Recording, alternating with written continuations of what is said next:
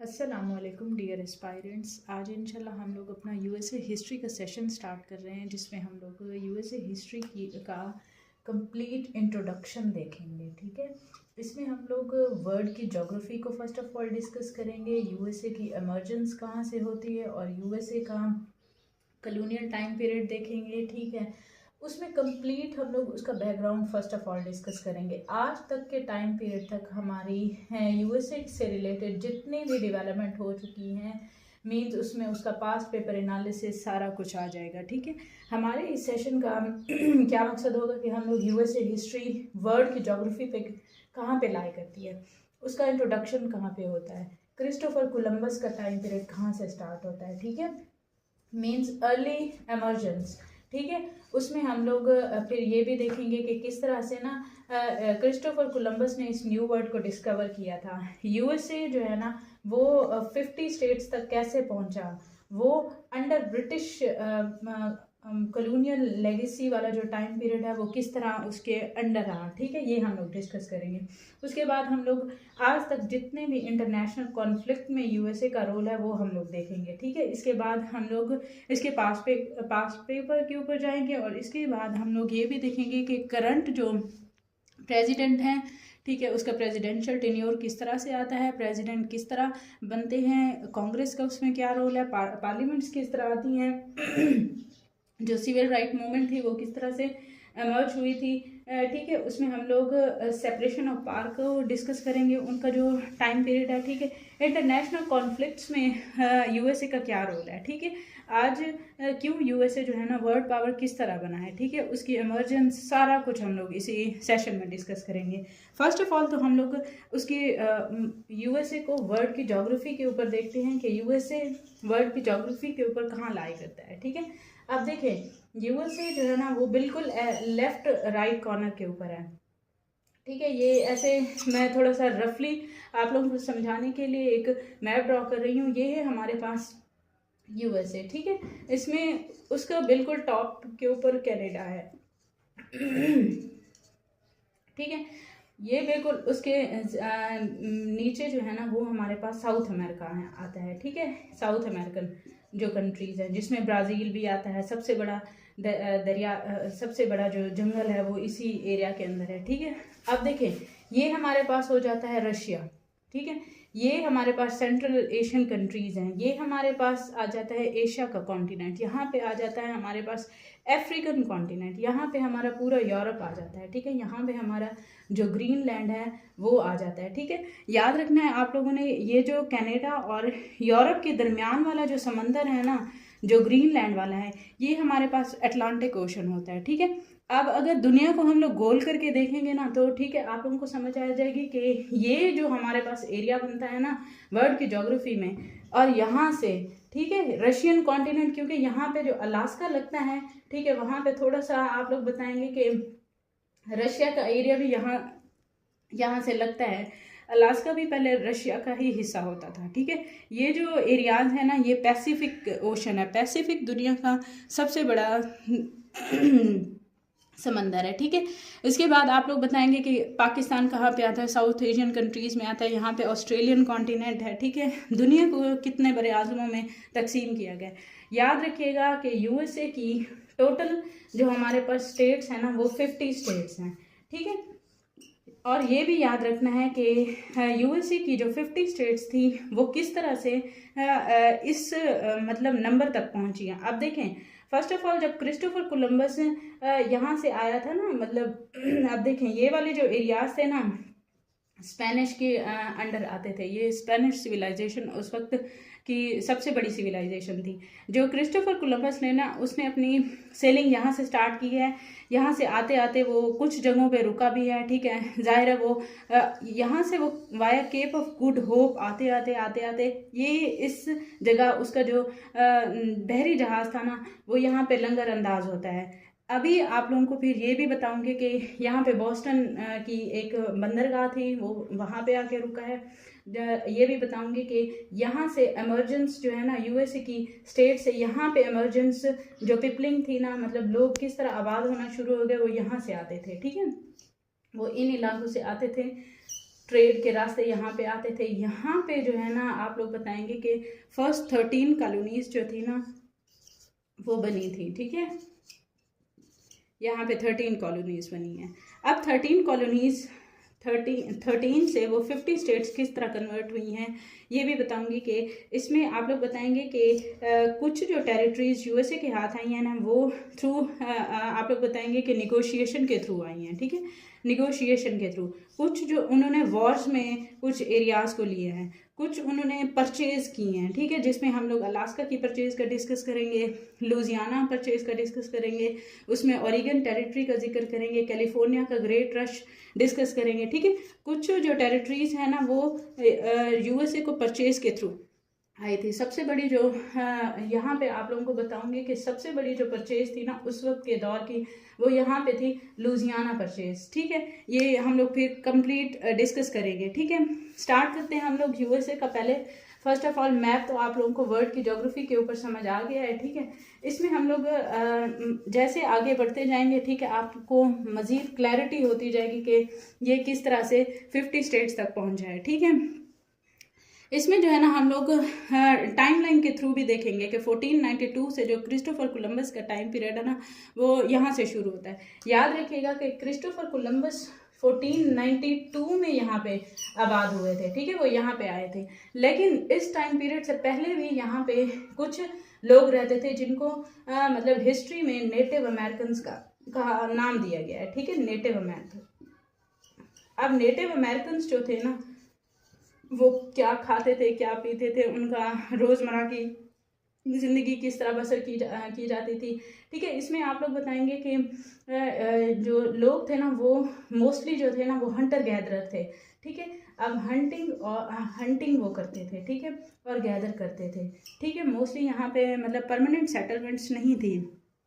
Hunting gathering के through वो अपनी लाइफ एंड अर्निंग को मतलब लेते थे, ठीक है। उसके बाद आती हैं इनकी एग्रीकल्चरल टाइम पीरियड आता है, ठीक है। एग्रीकल्चर वो टाइम पीरियड है जिसमें आप लोग बताएंगे कि यहाँ पे लोगों ने परमानेंट सेटलमेंट्स करना शुरू कर दी हैं। अब ये आप लोग बताएंगे कि लेट 16th सेंचुरी और अर्ली 17th सेंचुरी में ये सब कुछ होना शुरू हो गया जब एग्रीकल्चर रेवोल्यूशन आता है, ठीक है। Agriculture revolution, hunting gathering societies, फिर आप लोग आज तक डिस्कस करेंगे कि यूएसए जो है ना वो इंडस्ट्रियल नेशन किस तरह बना है, ठीक है। इंडस्ट्रियलाइजेशन उन्होंने किस तरह से इंडस्ट्रीज़ बनाई हैं, ठीक है। टाइपराइटर किस तरह इन्वेंट किया है, ठीक है। उन्होंने फिर बल्ब को किस तरह ईजाद किया था, ठीक है। इंजन को किसने ईजाद किया था, फर्स्ट व्हील किसने बनाया था, ठीक है।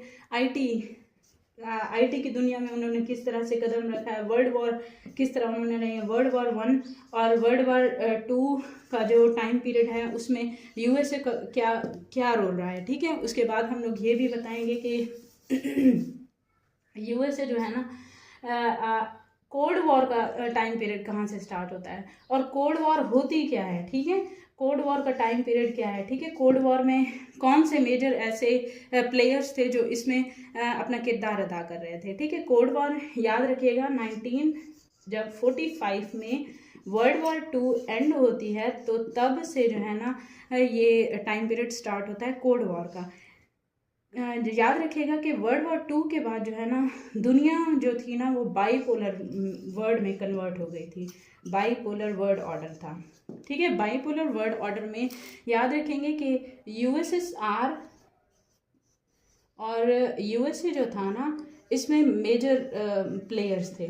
यूएसएसआर का याद रखना है union of Soviet socialist Republic, ठीक है। USA United states of America. अब क्या होता है कि यूएसएसआर जो था ना वो तकरीबन 15 to 16 जो था ना कंट्रीज़ का एक यूनियन था, ठीक है। इसमें जो थी ना 15 to 16 कंट्रीज़ जो थी ना वो अगेंस्ट यूएसए के काम कर रही थी। अब देखें यहाँ पे एक क्वेश्चन अराइज होता है कि यूएसए ने नेटो क्यों बनाया था। अब नेटो जो भी कंट्रीज़ होती हैं ना नॉर्थ अटलांटिक ट्रीटी ऑर्गेनाइजेशन इन्होंने कराई थी, ठीक है। यूएसएसआर ने वार्सा पैक्ट साइन किया था, ठीक है, वार्सा पैक्ट। अब इनका मकसद क्या था, नेटो कब बनी थी 1945 में नेटो बनती है। वार्सा पैक्ट 1955 में बनता है। इसका मकसद ये था कि नेटो, यूएसए ने नेटो 1945 में यूएसएसआर को काउंटर करने के लिए बनाई थी। ठीक है, ये एक दूसरे के अगेंस्ट काम करते थे। यूएसए ने यूएसएसआर को काउंटर करने के लिए नेटो बनाई और यूएसएसआर ने वार्सा पैक्ट जो है ना वो यूएसए को काउंटर करने के लिए बनाया। इस तरह से आप लोग बात कर सकते हैं कि यूएसएसआर और यूएसए जो है ना वो एक दूसरे के अगेंस्ट काम करते थे। वो एक दूसरे के अगेंस्ट जो है ना स्ट्रैटेजीज बनाते थे, अपनी प्रॉक्सीज को यूज़ करते थे। ठीक है, प्रॉक्सी वार का भी इसमें मैं आप लोगों को बताऊंगी कि प्रॉक्सीज किस तरह लड़ी जाती हैं, कोल्ड वॉर का टाइम पीरियड किस तरह से। अब कोल्ड वॉर का टाइम पीरियड जो है ना, याद रखेंगे कि आप लोग वो टाइम पीरियड है जिसमें डायरेक्ट बैटल ग्राउंड में जंग नहीं होती। डायरेक्ट बैटल ग्राउंड में वहाँ पे लोग एक दूसरे के साथ नहीं लड़ते, यहाँ पे एक दूसरे को प्रॉक्सीज के थ्रू लड़ाया जाता है। ठीक है, मतलब जिस तरह इंडिया अब हमारे साथ कर रहा है कि साइबर क्राइम के थ्रू हमें मतलब कमज़ोर करने की कोशिश कर रहा है, थ्रू अफ़गानिस्तान बॉर्डर। ठीक है, थ्रू हमें BLA के थ्रू, ठीक है, रॉ फैक्टर के थ्रू हमें वो कमज़ोर करने की कोशिश कर रहा है। डायरेक्ट इसमें बैटल ग्राउंड में तो इंडिया पाकिस्तान की जंग नहीं हो रही ना। ठीक है, अब वो अपनी प्रॉक्सीज को यूज़ करके हमारे सॉइल को अनस्टेबल करना चाहता है। ठीक है, पाकिस्तान को अनस्टेबल करना चाहता है। Same is the case with USSR and USA. ठीक है, यूएसए जो है ना वो यूएसएसआर को क्या करना चाह रहा था, इसमें वो यूएसएसआर को कमज़ोर करना चाह रहा था। अल्टीमेटली इसका रिजल्ट क्या होता है, नेटो जाहिर है एक बहुत बड़ी ऑर्गेनाइजेशन थी। ठीक है, एज़ कम्पेयर टू यूएसएसआर। ठीक है, ये दोनों एक दूसरे के साथ इतने जंग में थे कि जब यूएसएसआर कोई अपना रॉकेट बनाता था, कोई अपनी न्यूक्लियर पावर में खुद को मतलब एमर्ज करता था। ठीक है, उससे रिलेटेड कोई भी वो बनाता था। ठीक है, स्ट्रेटजीज बनाता था, तो यूएसएसआर भी यूएसए को काउंटर करने के लिए ऐसी ही स्ट्रेटजीज बनाता था। ठीक है, नेटो अल्टीमेटली नेटो इतना मजबूत हो गया कि यूएसएसआर जो है ना 1991 में डिसइंटीग्रेट हो जाता है। फिर क्या होता है, नेटो इतना मजबूत हो जाता है, ठीक है, कि यूएसएसआर डिसइंटीग्रेट हो जाता है। यूएसएसआर के डिसइंटीग्रेशन के बाद यूएसए जो है ना वो एज अ वर्ड का यूनिपोलर वर्ड में दुनिया जो है ना वो तब्दील हो जाती है। अब देखें, पाकिस्तान है, इंडिया है, कनाडा है, चाइना है, वो यूनिपोलर वर्ड में रह रहे थे ना। ठीक है, 1991 से पहले तक। अब देखें, आज दुनिया जो है ना वो मल्टाईपोलर वर्ल्ड में जा रही है। ठीक है, मल्टाईपोलर वर्ल्ड का ये मतलब है कि अब देखें चाइना ग्रो अप कर रहा है, ठीक है, इंडिया ग्रो अप कर रहा है। ठीक है, उसमें आप लोग ये भी बताएंगे कि बहुत सारी इस तरह की कंट्रीज़ हैं ना जो ग्रो अप कर रही हैं। अब देखो, रशिया अभी इतना मजबूत हो गया कि उसने किस तरह से ज़ेलेंस्की की जो गवर्नमेंट थी यूक्रेन में, उन्होंने किस तरह उसको काउंटर किया है। नेटो की बहुत सारी कंट्रीज़ भी उसको नहीं हरा सकी। ठीक है, वो सब मिल के भी यूएसए वो रशिया का मुकाबला नहीं कर सकी। ठीक है, आई होप ये आप लोगों को क्लियर हो गया है। इसी स्ट्रेटजी से के साथ ही हम लोग इंशाल्लाह अपने यूएसए के कंप्लीट सेशन को डिस्कस करेंगे। स्टार्ट करते हैं हम लोग अपना फर्स्ट, जिसमें हम लोग पहले उसकी इमर्जेंस को देखेंगे। ठीक है, अच्छा याद रखिएगा कि पहले आती है आइस एज की बिगनिंग होती है। ठीक है, आइस एज की बिगनिंग होती है। आप लोगों ने अक्सर औकात पढ़ा होगा कि आइस एज कहाँ से स्टार्ट होती है, नेटिव अमेरिकन्स वहाँ पे किस तरह रहते थे, माइग्रेशंस कहाँ से हुई हैं। ठीक है, लोग किस तरह से वहाँ पे आना शुरू हो गया, इस न्यू वर्ल्ड को किस तरह से उन्होंने, आप लोग बताएंगे कि इस न्यू वर्ल्ड को किस तरह उन्होंने बसाना शुरू किया है। ठीक है, फर्स्ट ऑफ ऑल तो आप लोग बताएंगे कि 13 कॉलोनीज थी।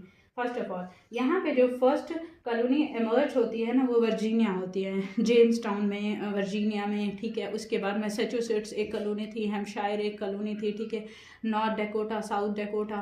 फिर इस तरह से आप लोग बताएंगे कि फर्स्ट ऑफ ऑल जो एग्रीकल्चरल रेवोल्यूशन यहाँ से स्टार्ट होता है ना। ठीक है, ये अब अमेरिका का मैंने रफ सा ड्रॉ किया है स्केच। यहाँ पे मिसिसिपी रिवर होता है। ठीक है, इसको मैं ड्रॉ कर देती हूँ कि ये है हमारे पास मिसिसिपी रिवर।